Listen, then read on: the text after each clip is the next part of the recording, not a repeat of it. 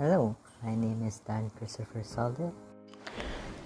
And my name is Jason Ray Matalog, and for today's presentation, we'll be presenting about inheritance and polymorphism. Here is our table of contents. So first, we have inheritance. Second, inheritance and hierarchy. Third, inheriting instance methods and variables. 4, the visibility modifier. 5, the super keyword. 6, overriding versus overloading. 7, polymorphism. And then 8, object class, concrete classes, abstract classes, and last but not least, interfaces. Inheritance. Inheritance allows you to reuse methods that you've already written to create more specialized versions of a class. A class acquires the properties, methods, and fields of another. With the use of inheritance, information is made manageable in a hierarchical order. The class which inherits the properties of other is known as a subclass, derived class, or child class. The class whose properties are inherited is known as a superclass, base class, or parent class. So in the example, public class hourly extends employee. Hourly employee is a subclass and employee is superclass. Hourly employee is a employee. So, superclasses and subclasses, more info. A subclass is bigger than a superclass as it inherits all the members, which are the fields, methods, and nested classes of the superclass. Since constructors are not members, that means that they are not inherited. Constructors can be invoked by the subclass. A subclass reuses the features of the superclass and can add new methods and fields, and inheritance encourages code reuse, which is like its main purpose. Rules for subclasses. Number 1. A subclass can add a new private instance variables. Number 2. A subclass can add new public, private, or static methods. Number 3. A subclass can override inherited methods. Number 4. A subclass may not redefine a public method as private. Number 5. A subclass may not override static methods of the superclass. Number 6. A subclass should define its own constructors. Number 7. A subclass cannot directly access the private members of its superclass. It must use the accessor or mutator methods. Inheritance hierarchy. A subclass could be a superclass of another subclass, forming an inheritance hierarchy of classes. The arrow that points to a class determines the superclass of the subclass and forms an inheritance is a relationship. In order for an inheritance relationship to be formed, the keyword extends must be declared in the subclass. A subclass inherits the public or protected variables that is in the superclass and may redefine a method that has been inherited if the original method from the superclass does not change. This is what we refer to as partial overriding. Inheritance hierarchy. So in this example, vehicle is the superclass, while car, boat, and aircraft are subclasses that extends vehicle. Here is what the general format of an inheritance relationship looks like.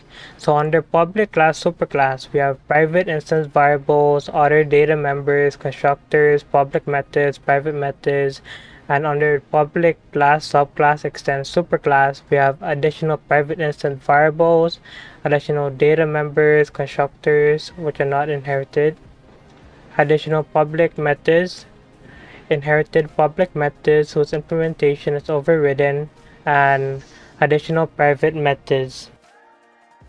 Inheriting instance methods and variables. Subclasses do not inherit the private instance variables or private methods of their superclass as they cannot be overridden. A subclass inherits all the public and protected data members of its superclass.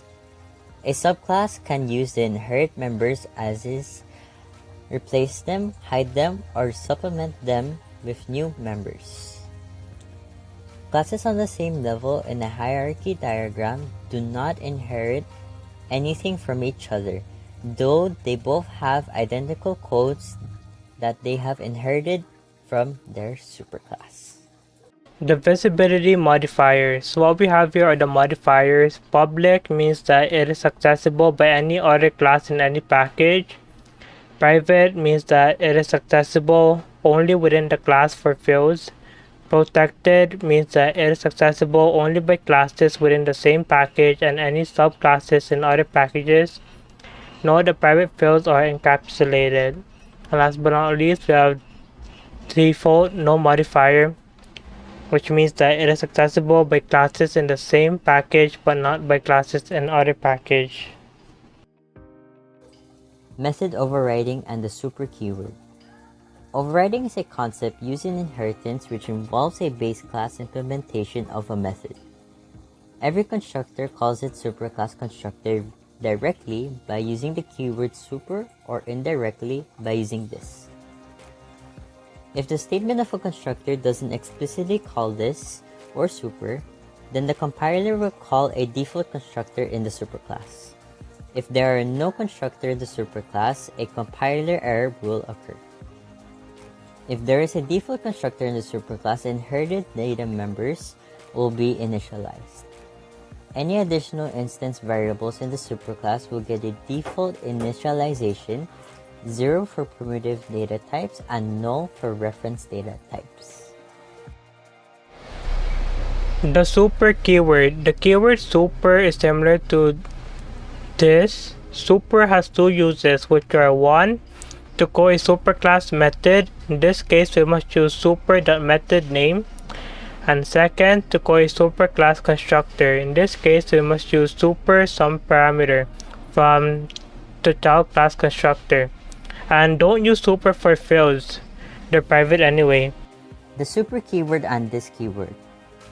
Methods can call super method name to do the work of the superclass method and additional work for the subclass. If super is going to be used, it must be in the first line of code of a class's constructor. The keyword this is used to call another constructor, therefore, this means that super and this cannot be used in the same constructor. So what we have here are examples of super and this calls. Overriding versus overloading. Overriding is a concept used in inheritance which involves a superclass implementation of a method. Then in a subclass, you would make another implementation of the method. It is used when the behavior of the subclass is different from that of the superclass. Methods cannot have less visibility than defined in the superclass method, though it can have more. Constructors cannot be overridden. Static methods are not overridden, they are hidden. Overriding versus overloading continuation. Overloading a method is when two methods have the same name but different parameter lists. The parameter list could be different in any of the following ways, where they have different number of parameters, different data types of parameters, and different sequence of parameters. Methods cannot be overloaded based on return type. Overriding versus overloading. On the left hand side, public class test has a subclass of class B. Then, in class A, which extends B, the method overrides the method in B, making it have the same parameters. Then, on the right hand side, there is also a subclass B. However, in class A, which also extends B, the method overloads the method in B, making have different parameters. Polymorphism. Polymorphism is the process of selecting a particular method to an object in the class hierarchy. The correct method is chosen because the method call is determined by the actual object. A method that has been overridden by at least one subclass is called polymorphic. Dynamic and static binding. There are two types of binding. Dynamic binding, which happens during runtime, and static binding, which happens during compile time. Determining which type of object or instance method to call during a runtime decision is called dynamic binding/late binding. Determining the compiler's correct method to call during compile time by the method signatures is called static binding/early binding. Note that in polymorphism, the compiler does not decide the actual method. Class object. Object is a concrete class. In Java, all classes are derived from other classes except the object class, which is the top of Java's class hierarchy. If a new class does not explicitly extend another class, it implicitly extends the object class. Several of the methods provided in the object class are provided with the intention that they'll be overridden. Concrete classes. Concrete classes are the default class in Java. Concrete classes can be instantiated. A derived class that provides the basic implementations for all of the methods that are not already implemented in the superclass. The concrete class is the implementation of an abstract method. We can also call concrete methods of an abstract class in concrete class objects. Abstract classes. An abstract class is a class that is declared as abstract. For example, public abstract class vehicle. Although abstract classes cannot be used to instantiate objects, they can be used to create object references. If a class is declared as abstract, no objects of that class can be created. If we try to create an object of abstract class, it throws a compile time error. So for example, vehicle v equal new vehicle will lead to compile time error. The purpose of an abstract class is to function as a base for the subclass. A class that contains abstract methods must be an abstract class even if that class contains some concrete, non-abstract methods. Each concrete subclass of an abstract superclass also must provide concrete implementation of each of the superclass abstract methods. Constructors and abstract methods cannot be declared abstract. Abstract methods. An abstract method is a method without implementation, such as the example public abstract void test method. Abstract methods have no body at all and just have their headers declared. The only way to use an abstract class is to create a subclass that implements each abstract method. An abstract class can contain both concrete methods as well as abstract methods. If a class includes an abstract method, then it is considered as an abstract class and must have an abstract modifier in the class declaration. What we have here is an example of abstract class. Notice how the reserved word abstract is in the class declaration. An abstract method has no method body. Abstract method must be fully implemented in the derived class. An interface is a reference type similar to a class that can contain only constants and method signatures. Interfaces cannot be instantiated. They can only be implemented by classes or extended by other interfaces. An interface is defined with the help of the keyword interface. All methods declared inside an interface are by default public, static, and final. A class implements an interface making use of the keyword implements, such as in the example public class name2 implements interface name1, where implements is being used in the class. The class that implements an interface has to provide the definition of all the methods defined in the interface. So, in the example, public interface writable, public string to string, public void write output. All the methods inside the interface are defined, and right after public is the word interface. Interface versus abstract class. So, what is the difference between interfaces and an abstract class? Well, an interface cannot contain instant variables, whereas an abstract class can, and interfaces support multiple inheritance. Meanwhile, an abstract class. In an abstract class can only have abstract and non-abstract methods. Abstract classes do not support multiple inheritance. Questions. Number 11. Consider these class declarations. Public class person and public class teacher extends person. Which is a true statement? Number 1. Teacher inherits the constructors of a person. Number 2. Teacher can add new methods and private instance variables. Number 3. Teacher can override existing private methods of a person. Is it letter A, letter B, letter C, letter D, or letter E?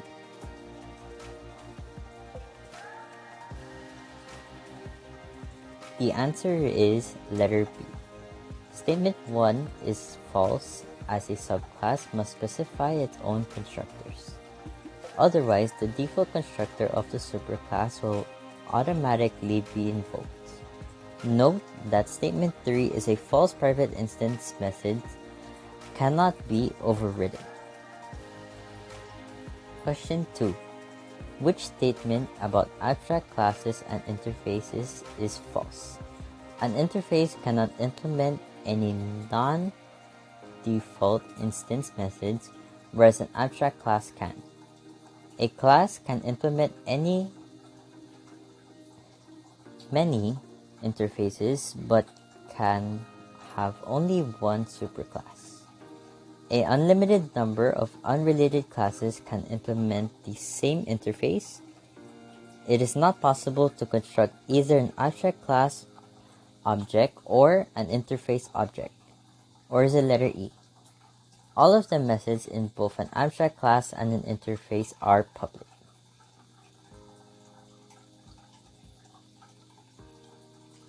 The answer is letter E.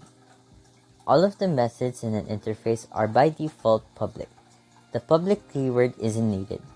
An abstract class can have both private and public methods. Note that choice A would be false if it is simply started. An interface cannot implement any method, whereas an abstract class can. Java 8 follows an interface to implement default methods. Question 3.14. The method 1 method in class B is an example of: is it method overloading, method overriding, polymorphism, information hiding, or procedural abstraction? The correct answer is B. Method overriding occurs whenever a method in a superclass is redefined in a subclass. Method overloading is a method in the same class that has the same name but different parameter types. Polymorphism is when the correct overridden method is called for a particular subclass object during runtime. Information hiding is the use of private to restrict access. Procedural abstraction is the use of helper methods. With that being said, we would like to thank you all for watching our presentation. Thank you. Thank you.